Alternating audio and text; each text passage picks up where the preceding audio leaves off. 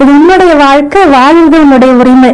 மற்றவங்களுக்காக, அந்த 4 பேருக்காக அவங்க என்ன நினைப்பாங்க, அவங்க முன்னாடி என் மானம் போயிடும் அப்படின்ட்டு நினைக்கிறது அங்க தேவையே கிடையாது. யாதும் ஊரே யாவரும் கேளர். இந்த உலகத்துல நம்மளை ஏத்துக்கிறதுக்கு எத்தனையோ பேர் இருக்காங்க. எல்லாமே நம்முடைய மக்கள் தான், எல்லாமே நம்முடைய ஊர் தான். ஒரு இடத்துல நம்ம அசிங்கப்படும் ஏதாவது பேசுவோங்கிறதுக்காக நம்ம அங்கேயே இருந்துட்டு நம்முடைய வாழ்க்கையை அழிச்சுக்கணுங்கிறது கிடையாது. பெரிய உலகம் இது, எத்தனையோ பேர் ரொம்ப அருமையான மக்கள் இருக்காங்க. ஒரு அழகான உலகம், ஒரு அழகான வாழ்க்கை எல்லாருக்குமே இருக்குது.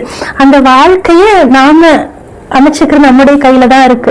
எல்லாருக்குமே அப்படியே ஸ்மூத்தாவே ஜேர்னி போயிட்டு இருக்குங்கிறது சொல்ல முடியாது. இந்த அஷ்யூரிட்டி யாருக்குமே கொடுக்க முடியாது. நம்முடைய வாழ்க்கைக்கான டெசிஷனை நம்ம தான் அந்த சூழ்நிலைக்கு ஏற்ற மாதிரி எடுத்தாலும், பேரண்ட்ஸும் அதுக்கான சப்போர்ட்டை பிள்ளைங்களுக்கு கொடுத்தாலும், எஜுகேஷன் சிஸ்டம்ல எப்போ இதெல்லாம் கொண்டு வர போறாங்கிறது தெரியாது. பிள்ளைங்க வளர்த்து கொண்டு போகும்போது இருந்தே பேரண்ட்ஸ் அந்த கான்ஃபிடன்ஸ் அந்த பிள்ளைங்க கொடுத்தாகணும். உன்னுடைய வாழ்க்கை நீ தான் தீர்மானிக்கணும். அந்த ஃப்ரீடம் உனக்கு இருக்கு. உனக்காக நீ வாழ, உன்னுடைய ரைட்ஸ்க்காக நீ இல்லை, உன்னுடைய வேல்யூக்காக stand for yourself, stand for your வேல்யூஸ்ங்கிற அந்த பாசிட்டிவ் ஒரு புஷ் வந்து பேரண்ட்ஸ் கிட்ட இருந்தும் ஃபேமிலி கிட்ட இருந்துமே கிடைக்கணும். எப்பயுமே குடும்பத்துல ஒருத்தர் விழுறாங்கும் போது யாராவது ஒருத்தர் தாங்கி பிடிக்கிறதுக்கு இருக்கணும். அதுக்காக தான் குடும்பங்கிறது. எல்லாருமே வாழ்க்கையில ஏதாவது ஒரு விதத்துல துவண்டு வீணாம். ஒருவேளை ஃபேமிலியை கூட சப்போர்ட் பண்ணுறதுக்கு ரெடியா இல்லாம இருக்கலாம்.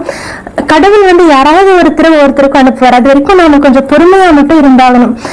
எல்லாருக்குமே உலகத்தை நம்ம கஷ்டப்படும் போது நமக்குன்ட்டு யாராவது ஒருத்தர் கடவுள் அனுப்புவாரு. யாராவது ஒருத்தர் மூலமாக நமக்கு ஒரு ஹெல்ப் கிடைக்கும். அது வரைக்கும் நம்ம பொறுமையா தான் இருந்தாகணும்.